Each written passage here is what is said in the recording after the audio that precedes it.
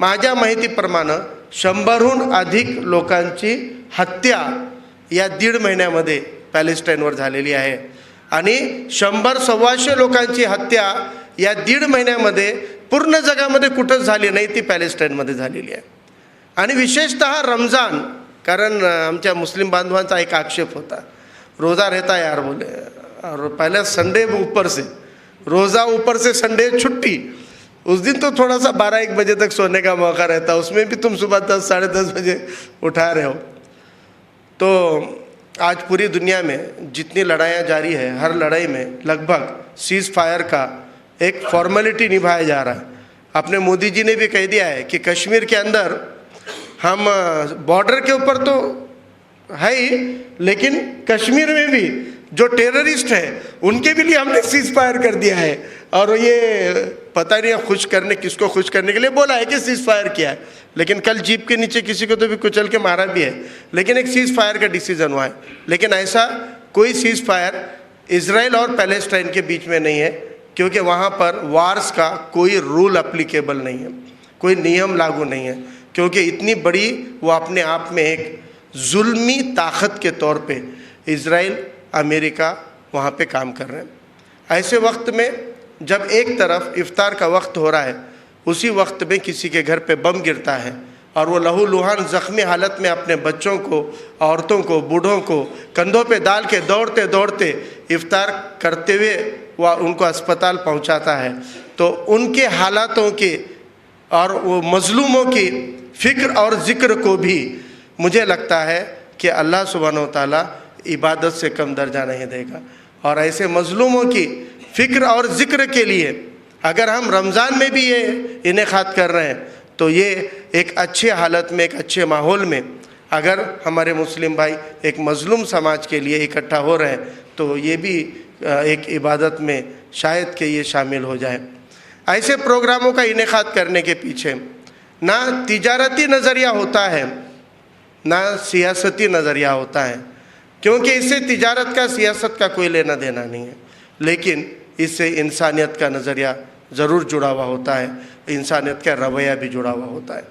और आज हमारे मुल्क का जो माहौल है, आज हमारे देश की जो हालत है, इसको बहुत ही ज़्यादा संजीदा तौर पे अगर हम देखें तो किसी भी मसले को, उसकी हकीकत को और कितने भी बड़े घोटाले को करना है, कितने भी बड़े कांड को करना है, कितने भी बड़े गुनाह को अंजाम देना है, तो भी बहुत आसान रास्ते निकाल लिए गए हैं। वो आसान रास्ते हैं मज़हब के, हिंदू और मुसलमान का। अगर आप किसी भी रूप को हिंदू मुसलमान का रूप दे दो, उसको ऐसी तस्वीर पेश कर दो कि इसके अंदर हिंदू मुसलमान का टकराव है, ये मुल्क 1 सेकंड के अंदर बिना दिमाग लगाए, सिर्फ अपने दिली जज्बात के तहत 1 सेकंड के अंदर 2 हिस्सों में बढ़ जाता है और एक बड़ी ताकत गलत और गुनाह के बाजू में हक समझकर खड़ी हो जा रही है।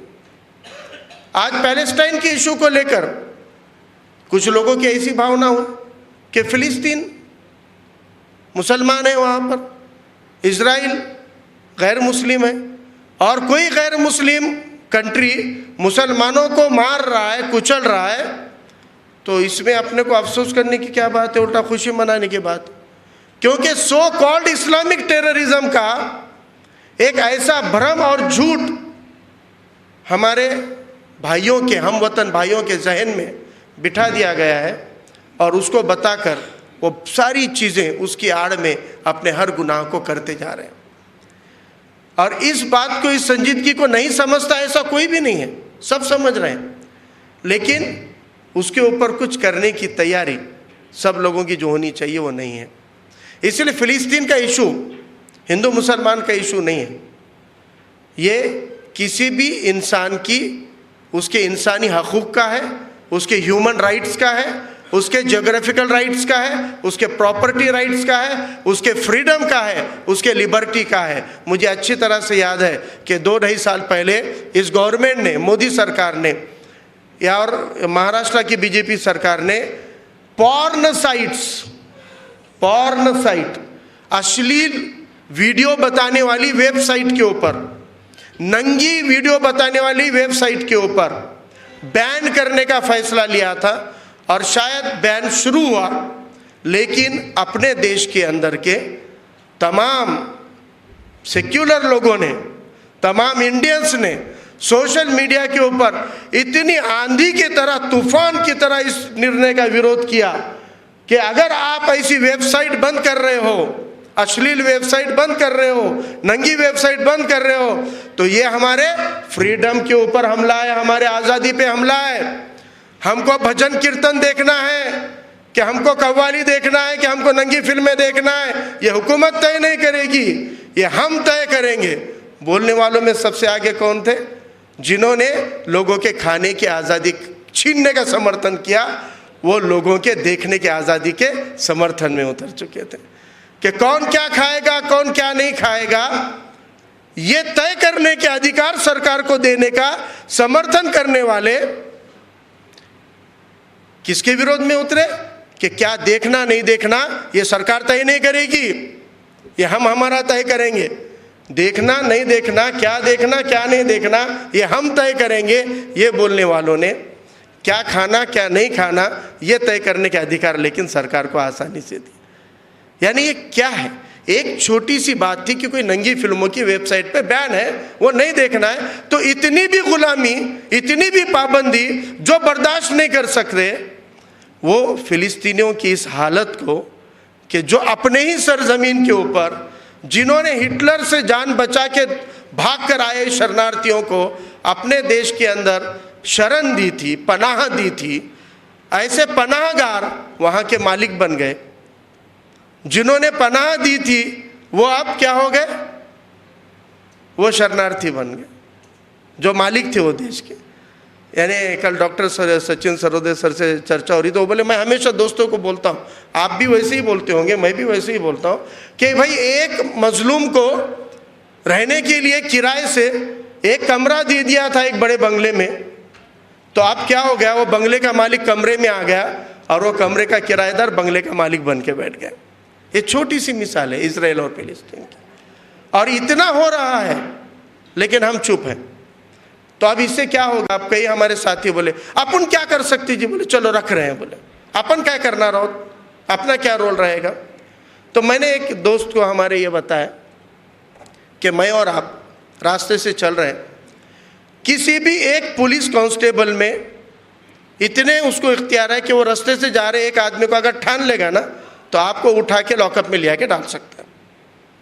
उसको कोई बहुत ज़्यादा नहीं, टेक्निकली उसको कुछ तो भी रीज़न लगता है, रॉन्ग साइड जा रहा था, पब्लिक को, ट्रैफिक को अड़चन कर दिया, या कुछ भी इल्ज़ाम लगाएगा, झूठ भी लगा देगा कि ये मेरे ऊपर जानलेवा हमला कर रहा था, झूठा भी लगा देगा, तुम साबित करते बैठो अदालत में, बाद में उठा के अंदर डाल सकते। लेकिन नहीं डालता है, नहीं डालता है। क्यों नहीं डालता है? क्योंकि उसको क्या लगता है, एक बेकसूर को मैं ऐसे रास्ते से उठा लूंगा तो बाकी के बेकसूर लोग इसके फेवर में मेरे ऊपर अटैक कर देंगे, कहीं को फालतू में करने का। इसलिए उसके अंदर की एक झिझक रहती कि इसके सपोर्ट में जो लोग हैं उनका डर उसको एक बेकसूर पे हाथ डालने से रोकता है।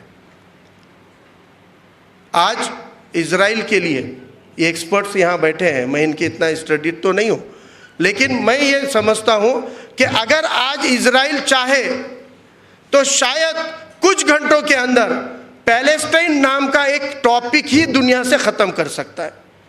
वो चाहा तो 1, 2, 3, 5, 6 दिन के अंदर 10-20 लाख लोग जो गाज़ा पट्टी में हैं उनको 2, 3, 5 दिन में ख़त्म कर दे सकता है, और पूरी दुनिया कुछ भी नहीं बिगाड़ सकती उस इजराइल का और उस अमेरिका का।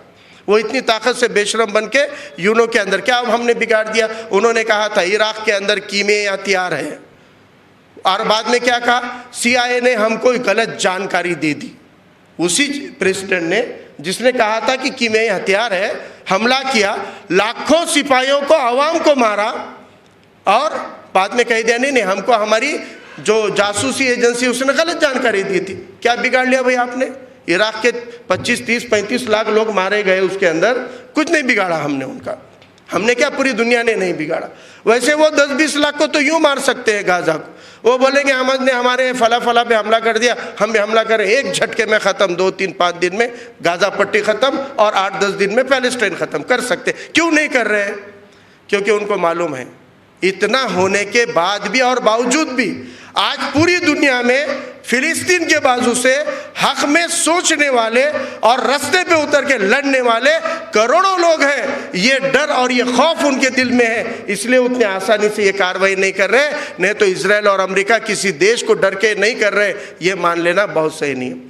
और हमारे 125 करोड़ के देश के अंदर 20 करोड़ मुसलमानों का या फिलिस्तीन के लिए हक रहना उनके मज़हब का सवाल है सोचकर 105 करोड़ गैर मुस्लिम भाई हमारे ये मानते होंगे कि अब ये हमारा टॉपिक नहीं है, तो ये निहायत ही गलत बात है। क्योंकि फ़िलिस्तीन का टॉपिक हो या फिर यहाँ पे जो मजलूम मारा जा रहा है वो यहाँ का माइनॉरिटी मुसलमान हो, यहाँ का SC ST OBC हो या यहाँ का कोई और ऊंची जात का भी हो, लेकिन किसी भी मजलूम पे जब हमला होता है तो वो मज़हब का नहीं, तो वो इंसानियत का मामला है और वो ह्यूमन राइट्स का मामला है। एटलीस्ट ह्यूमन राइट्स के तहत और किसी के लिबरेशन के मूवमेंट के एंगल से हमको खड़े रहना पड़ेगा। पहली कोशिश थी, बहुत ज़्यादा हम लोगों को बताया गया था कि कम रिस्पांस मिलेगा, लेकिन मुझे ये बताते हुए बहुत खुशी हो रही है कि आज आपकी मौजूदगी ने हमारे पिछले ये 10-12 दिन की तमाम फिक्रों को और झिझक को झूठ साबित करते हुए हमारे सबके पूरे ऑर्गेनाइजर टीम के हौसलों को बहुत बुलंद कर दिया है। क्योंकि हमारी फाइनल एक्सपेक्टेशन जो थी या प्लानिंग, पहला फ़ोन जो मैंने फिरोज़ भाई आप लोगों को किया तब कहा था कि 60 to 70 इंटेलेक्चुअल और मूवमेंट के लोगों का हमको कॉन्फ्रेंस लेना है।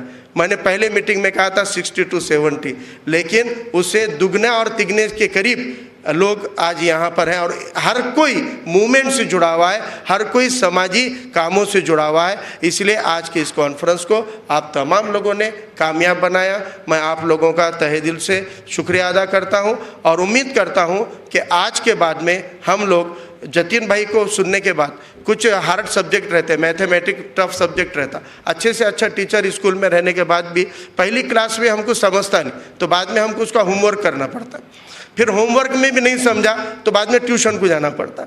तो ये भी बहुत कॉम्प्लिकेटेड टॉपिक है, पैलेस्टाइन बहुत आसान नहीं है।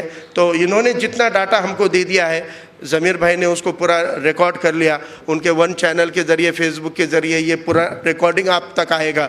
उसको फिर से एक बार रिपीट हम सुन लेंगे, समझ लेंगे और होमवर्क कर लेंगे। हम भी आपस में बैठेंगे, फिर जितने लोग आए हैं सबके नाम नंबर हमने लिए हैं। इसके बाद हमारा इरादा 1 महीने के बाद में एक इंडिया पैलेस्टाइन सॉलिडेरिटी फोरम का नांदेड़ डिस्ट्रिक्ट का कमेटी हो और वो कमेटी बनाने के लिए अगले महीने में हम सब लोग इकट्ठे बैठेंगे और एक बार होमवर्क करेंगे। फिर भी जो नहीं समझा तो फिर से ट्यूशन के लिए और भी इनके कमेटी में अच्छे अच्छे लोग हैं। एक किताब मराठी में लिखा, क्या नाम है फिरोज भाई उनका, अपने ग्रुप में है, फिलिस्तीन के ऊपर एक किताब लिखा, देखो ट्रांसलेशन किया है शायद किताब का, अपने ग्रुप में है वो, अशोक राजवाड़े।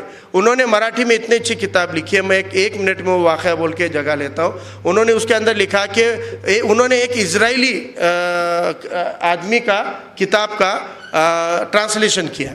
उसमें वो इजरायली आदमी ये लिखता है कि मेरे जो फादर थे वो इजराइल के मिलिट्री के बड़े अधिकारी थे, बड़े अफसर थे, और इजराइल मिलिट्री के बड़े अफसर होने के नाते उन्होंने इजराइल के लिए सारी लड़ाइयों के अंदर बहुत बड़ा कारनामा किया है और इजराइल सरकार का बड़े से बड़ा सम्मान और अवार्ड उनको मिला हुआ है। लेकिन बाद में उन्होंने रिटायरमेंट के पहले कुछ छुट्टी लेकर कहीं तो भी वो घूमने गए और एक उनको अरसा ये हो गया और उनके अनुभव में या ऑब्जर्वेशन में आया कि इजराइल में जितने फिलिस्तीन थे अब उसके कंपैरिजन में अब वो क्या होते जा रहे, माइग्रेट हो रही है, उनको हकाल दिया जा रहा है, ड्रेन हो रहा है वहाँ से। तो फिर उन्होंने उसके ऊपर से अंदाज़ा लगाया कि कुछ तो इशू इसको समझना चाहिए। और जब उन्होंने जुल्म के ख़िलाफ़ में, फ़िलिस्तीनियों के जुल्म के ख़िलाफ़ में इजराइल के अंदर बोलना चालू किया, बात करना चालू किया, हुकूमत को बोलना चालू किया कि हम इसलिए नहीं लड़ रहे हैं कि हमको जुल्म करना है, हम पे जुल्म हो रहा है तो हम लड़ रहे हैं, लेकिन तुम इन पे जुल्म कर रहे हो, हम बॉर्डर में ये कर रहे हैं। तो इजरायली हुकूमत ने और वहाँ की आवाम ने उनको एक अल्फाज बोलकर कि ये मुस्लिम खुशामद पसंद है बोलकर उनको नज़रअंदाज करना चालू किया। फाइनली वो देश छोड़ के जाते हैं, अमेरिका में रहते हैं, फिर स्टडी करते हैं और बाद में वो फ़िलिस्तीन के हक़ की लड़ाई इजराइल में रह के लड़ते हैं। ऐसा एक यहूदी की किताब का उन्होंने बहुत अच्छा ट्रांसलेशन किया। हम 1-2 महीने के बाद में एक आधे बार अशोक राजवाड़े जी को भी अपनी कमेटी के ज़रिए, जतिन भाई और फिरोज़ भाई के ज़रिए एक बार बुलाते हैं और उस किताब के बारे में जो उन्होंने एक यहूदी की किताब लिखी है। और दूसरी बात है कि आज राजन क्षीरसागर आने वाले थे। लेफ्ट का जो बार बार जिक्र फिरोज़ भाई ने किया उसका एक ख़ास वजह यह है कि इजराइल के अंदर जो कम्युनिस्ट पार्टी है वो ऑफिशियली इजराइल की कम्युनिस्ट पार्टी होने के बावजूद भी, यहूदियों की ज़्यादातर तादाद वाली वो कम्युनिस्ट पार्टी होने के बावजूद भी इजराइल के अंदर इजराइल के ख़िलाफ़ में रास्ते पे उतर के इजराइल के ख़िलाफ़ आंदोलन करने का काम वहाँ की लेफ्ट पार्टियाँ करती है। और दुनिया की भी ज़्यादातर लेफ्ट पार्टियाँ फ़िलिस्तीन के हक़ में लड़ती हैं। और भारत की भी फिरोज़ भाई के साथ भी सबसे ज़्यादा मजबूती के साथ जो लोग खड़े हुए हैं हमारे हम वतन भाई, उसमें लेफ़्ट के लोग बहुत ताकत से इनके साथ में जुड़े हैं। तो बहरहाल ये सारी बातें अभी हमको जतिन भाई से तफसील में जाननी है। ये एक हम लोगों ने कोशिश की। एक बार फिर बता दूं कि इस इनेकाद के पीछे कोई भी तिजारत का और सियासत का नहीं, तो सिर्फ़ और सिर्फ इंसानियत का जज्बा है।